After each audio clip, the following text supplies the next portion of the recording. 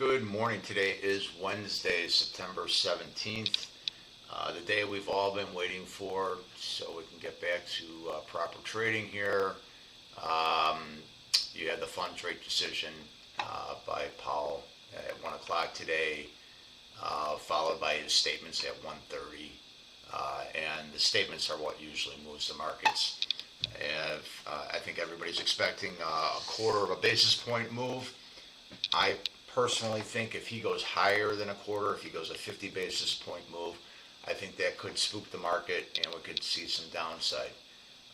So we'll be a little wiser later on this afternoon after Powell speaks and takes some questions from the media. Let's get into the ES first and the broader markets. And so one thing everybody should know, the reason why I go over the broader markets is because the broader markets are more confirmation for stock movement in the direction that you're taking your play. If you want the stock to go up, ideally you want the broader markets to be going up as well, because that's an indication that all that sector that you're trading is confirming what your trades are showing you. So let's go over the NASDAQ first.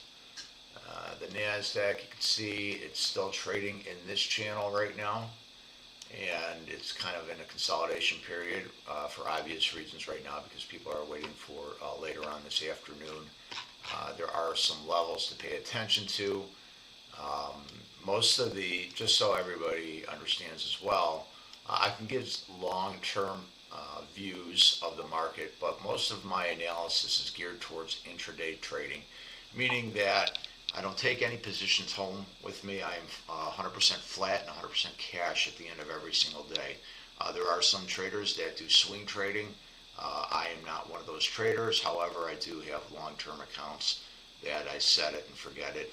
And as I said once before, Warren Buffett once said, if you want to own a stock, if you don't own it for at least 10 years, you shouldn't own it for 10 seconds. So I don't pay attention to that. Just make sure that my investments are in companies that are making money and that have a big impact on changing the world with whatever kind of technology that they do. But anyways, getting back into it, right now we are hovering over yesterday's lows, and then we have Monday's highs up there at 24,556.75. Yesterday's lows are at 24,499 and a quarter. If we lose if we lose yesterday's lows, I would not be surprised if we pull back down to the 24.12 level, and even further to the 23.95.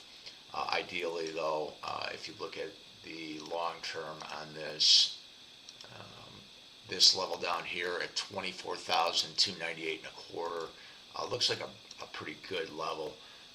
And back here in August 13th of this year, it was a high, and then we pulled back on there. So that's a pretty significant level right there. And as you can see, if you follow it along, this high right here, respected it here, and then it popped off the lows right there. So this could be considered a nice break and retest. So it breaks through that level, comes back down to test it again, and then we go higher. So that would fit the narrative for everything that could potentially happen for today for the NASDAQ. Let's take a look at the ES. I can quickly draw some levels here on the ES. I'll take this level here, and yeah, it looks pretty good. Go up top here, and voila, we have a channel. And I will extend it, and there we go. So again, if we look at, I can go back to that August high too. So I would say this is a good level right here for the ES. And that is August 28th highs. So we'll go here.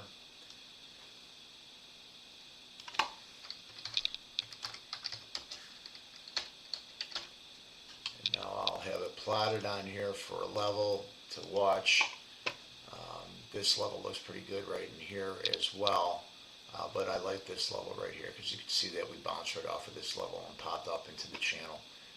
We will pay attention to also, where is this?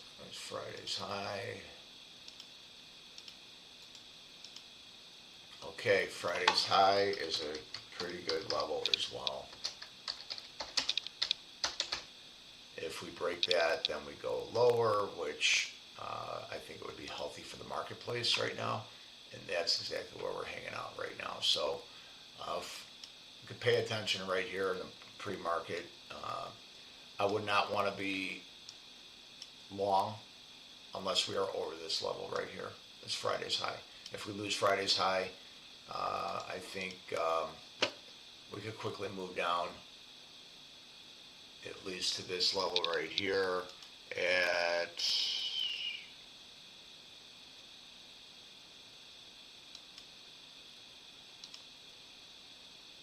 66.23. So I would not be surprised for some pullback on the broader markets. Anyways, let's move on and get right into Tesla.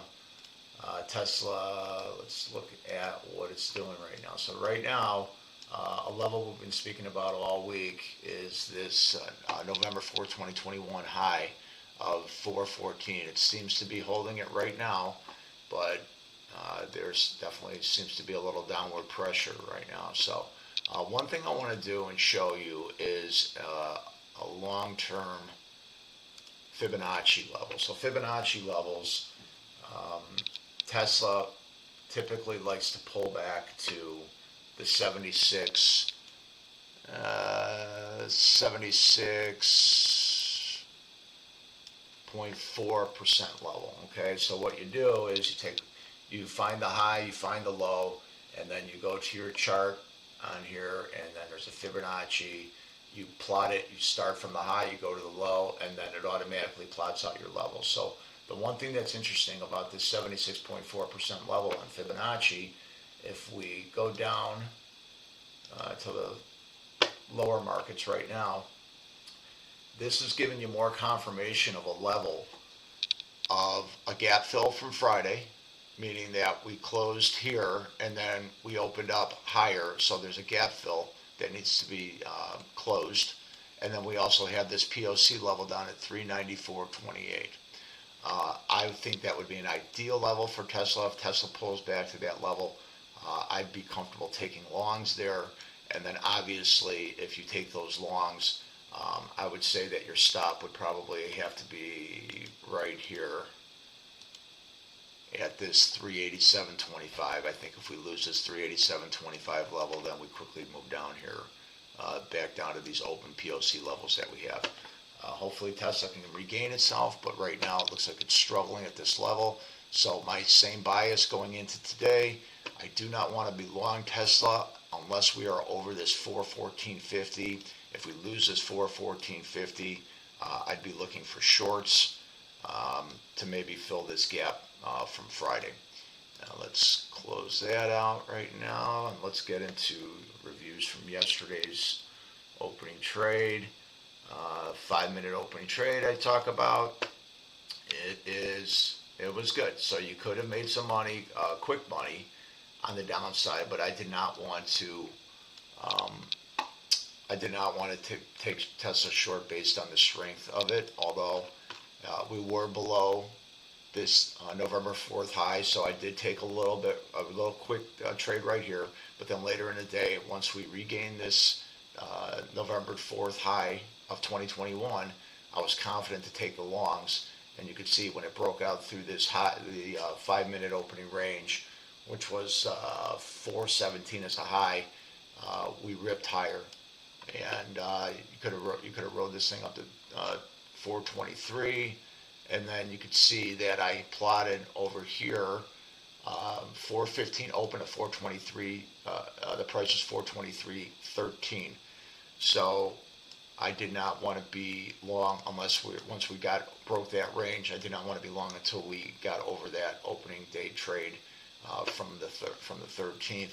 And as you can see, it rejected it. So right now, I think that you cannot be too aggressive on trading today with FMOC. FMOC. So I typically will take it light today. Um, let's see here. Like the video if you like what you hear, and please subscribe to the channel. Also, don't be afraid to leave a comment below if there's anything that you want me to cover. I will be back later on today to go over the post-market review. Thanks, everybody. Have a great day.